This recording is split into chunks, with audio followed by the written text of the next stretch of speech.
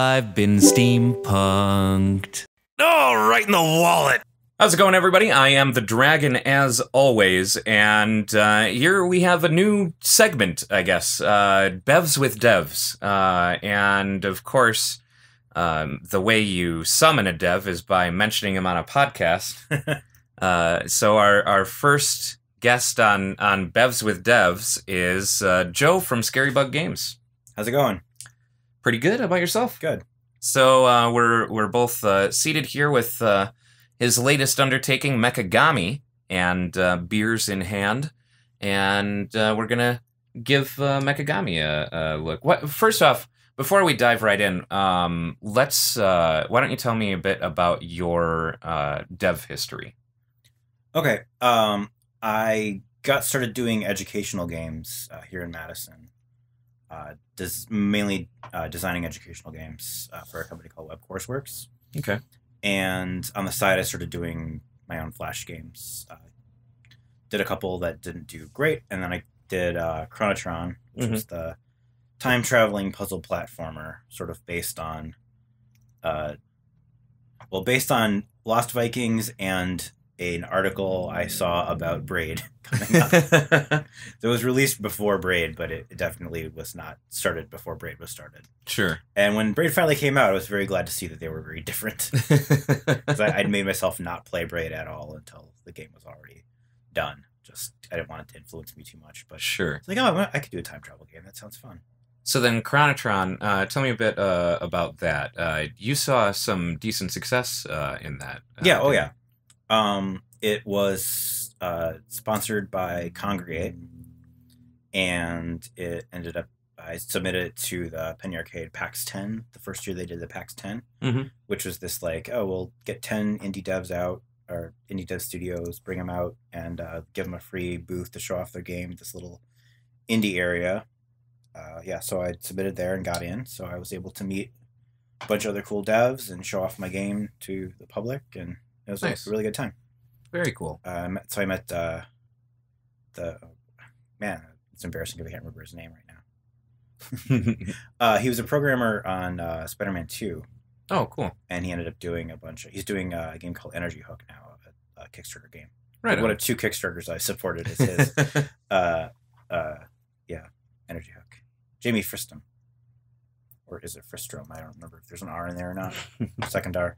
Anyway, he's a really cool guy. And we met there at the drinks after. Yeah. Nice. So how was that whole experience for you? Pretty good? Yeah, it was awesome. I mean, like, I'm an introvert, so I'm an outgoing introvert, so it was great at first, and then I got really, really drained. Sure. But yeah. All right. So how long? Okay, so Chronotron, that would have been the PAX 10. What year was that? That was 2008. Okay. So when did you start working on Mechagami? I started working on Mechagami right after I stopped working at Three Rings. Okay. Which I worked at WebCourseworks for quite a while, and then got an opportunity to work at Three Rings because I knew one of the people in town that worked at their Madison studio. Okay. And I applied there and got in. So I worked there for about a year and a half on the Doctor Who MMO. Doctor Who sure. Worlds in Time, which I don't think is available to play anymore. But it was a free-to-play web game. I do remember when that was coming out. Now, Three Rings, are you familiar with Ian McConville? Oh, yeah. He went to work at yeah, he was Rings, one of the artists there. He I was thought the so. artist on Spiral Knights. Yeah. Yeah, I didn't get a chance to meet him, but I knew him from Mac Hall. Yeah, like I was a huge Mac Hall fan myself. Me too. So it was like, oh, yeah. He exists. Awesome. He's in the company there. Nice. But it was the Madison offices. So, Sure. I only got out to San Francisco a couple times. Right on. But anyway, when that game wrapped up, I stopped working at Three Rings and just like immediately went indie and contract. So I did part-time stuff. But still go back to WebCourseworks, get some extra stuff done, and I'm contracting now at Creative Kingdoms while working at this, so I can pay rent. Yeah. Because it was a successful Kickstarter, but you know, that money does not last forever, and Yeah. you gotta pay rent. Yeah. Know how it goes. So I guess let's dive right into Mechagami. What are we in store for here? What kind of influences are you pulling from with Mechagami? Well, this is very obviously influenced by every early 80s, late 70s arcade game. Sure. It is an homage to everything I could cram in there. So, like even like the main mechanics, you got this transformer robot. I guess I can actually just start the game so there'll be some visuals here. There you go. Uh-oh. Oh. Our butt mappings. Did A not get mapped to space? Oh, up it. Yeah, that's right. You know, you'd think I'd remember my own game. Up is jump. Okay. Yeah, so you got this. You got your transforming robot. This like section here is obviously very inspired by Metroid. Like, sure. Like you go left to get your first power up. Yeah. So here you get the tank. So basically, you got a you know, platforming game robot. Then you unlock this ability, which is essentially the tank from Space Invaders. Sure. You know, so you got your vertical shooter elements. Mm-hmm. It's kind of awkward jumping, pressing up. I'm not used to doing this with a controller. So the idea was to only, like, the gameplay is only 5 buttons. You got your directional and then 1 button to activate stuff. Mm-hmm. And then you've got your, like, transformation buttons. Sure. But when you're playing with the controller, you are so used to pressing a button to jump instead of tapping upwards. Okay, so... And then as you play, you unlock different forms. Each of the forms is sort of inspired by a different arcade game. Sure. So you've got defender or scramble, like fireballs. You have a defender or scramble like flying saucer. There's a spaceship that controls like asteroids, Gravatar.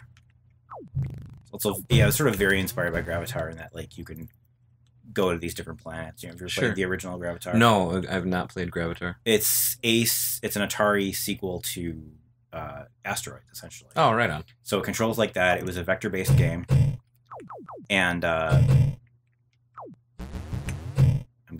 charging out my weapons. Now I can break these.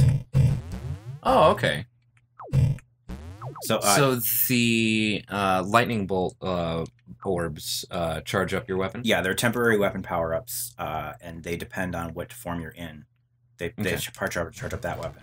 So your robot starts out with no weapon, but sure. You power up, you can get your little fireballs, and you power those up a couple times. Oh, okay. And then these power up too.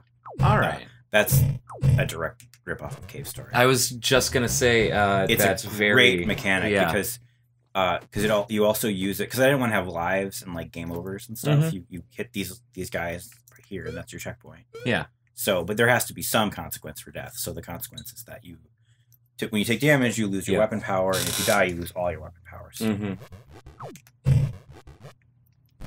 Yeah, it's been a while since I've played Cave Story. I'm like, that mechanic seems very, very familiar. It's so good. It's a great mechanic. Yeah.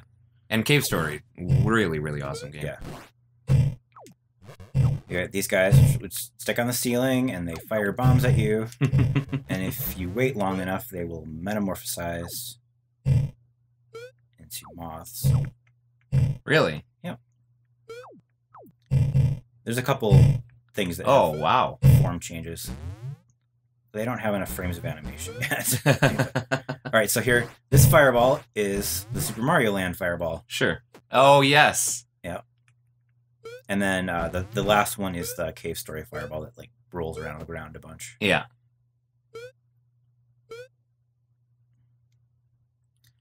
So Oh yeah, and there's a missile launcher. I was going through the different forms and I forgot about that. Missile command, missile launcher. But, and not only, so like here, there's no like one, the tank can't shoot sideways yet. Sure. That's an ability you get. There's a charge beam for the tank. There's a bunch of like little power-ups that alter the game slightly. Mm-hmm. Yeah, I've made some changes to the game since I've looked at this level. So these guys are acting funny. That's great. Good. Very Metroid-esque. Yeah, little zoomers. Yeah. So here we've got a situation where there's a bunch of different ways to go, and there's actually like sequence breaking you can do. There's sort of an intended way to go, and then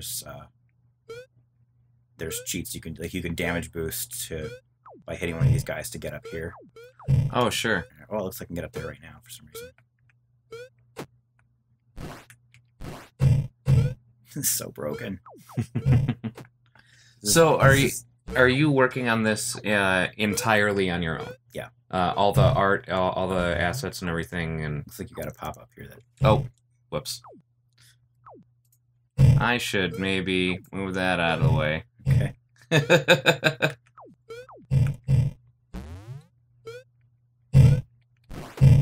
Did I enter a cheat? I think I must have accidentally have the jump boost power up in the game already. Like I'm supposed to be going to get it here, but I think there's a cheat activated accidentally that gave it to me.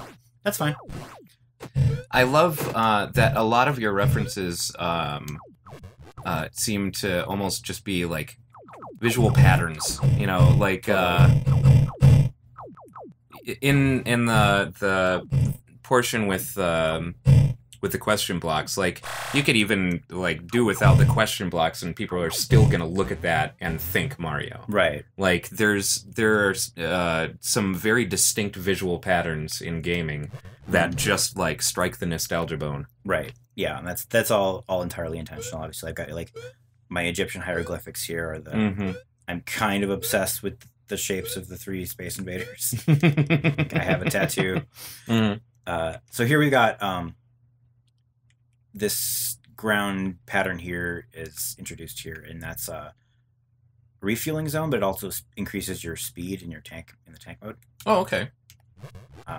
There's a power up that gives you that speed permanently, but it does a couple things too. So you've got a fuel bar which is not being used yet, but there's a bunch of different forms that use the fuel.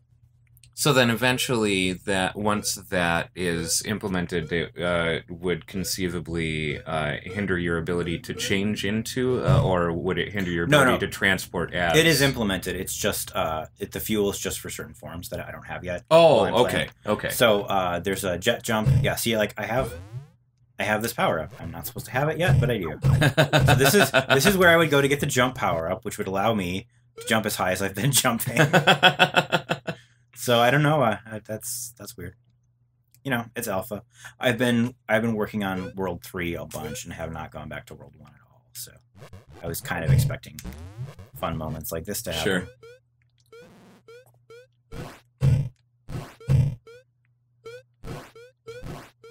Yeah. So this is the old pyramids on Mars theme. Planet Osiris. It's probably still called Mars in a bunch of the game files. You know. Yeah, I did everything. Oh, so all of this background is mine too, which is why it's not that elaborate. Sure, sure. I'm gonna just go off the side here and make it respawn. There's a cool like semi-intentional exploit. Well, it's an intentional exploit.